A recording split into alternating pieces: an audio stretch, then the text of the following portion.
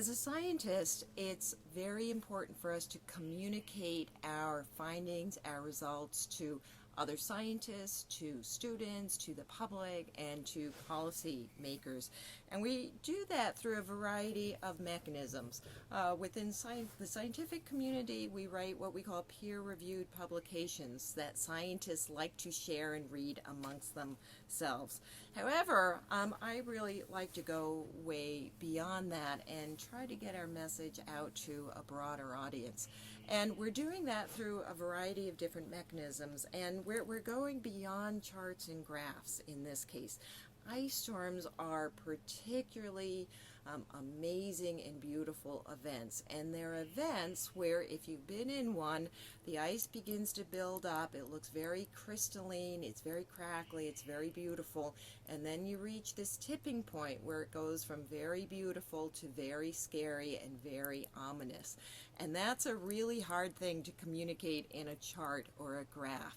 So in this particular study, we're doing something very different, and that's that we're actually hiring photographers and videographers to come out with us and to record photographically and acoustically what it takes to make an ice storm, what it's like to be in the middle of an ice storm, and what the forest looks like after an ice storm. So at Hubbard Brook, we have created the WaterViz for Hubbard Brook, which lies at the nexus between the visual arts, music, education, and graphic design. And it's basically taking real-time data from up in our watersheds, from environmental sensors. That's data that comes from the watersheds. It's transmitted to our base station at the Hubbard Brook Experimental Forest, where it's fed into a simple hydrologic model of the water cycle.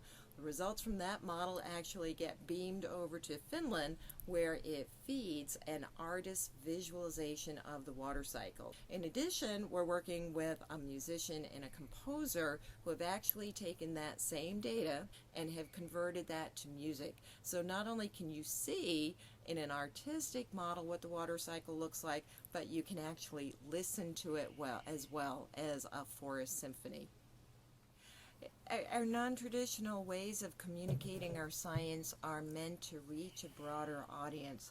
And we understand that different people learn, honestly, with different parts of their brains. So by presenting our data in a broader variety of media in different ways, we hope to be able to reach a broader audience. And by reaching a broader audience, we hope to be able to provide a solid foundation for future state and federal environmental policies, which will help us to fix some of the problems that we have created.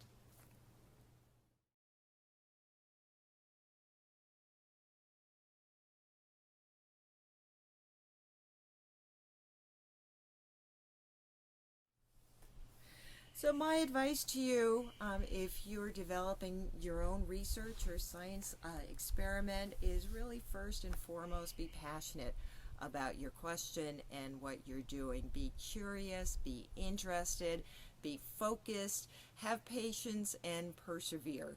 It's really important to carefully research what you're interested in, come up with a very careful program of study, meticulously record your results, and try to be creative in how you communicate the results from your experiment. Visit the Natural Enquirer website for more information. There you can learn more about how to explain your results and interpret them.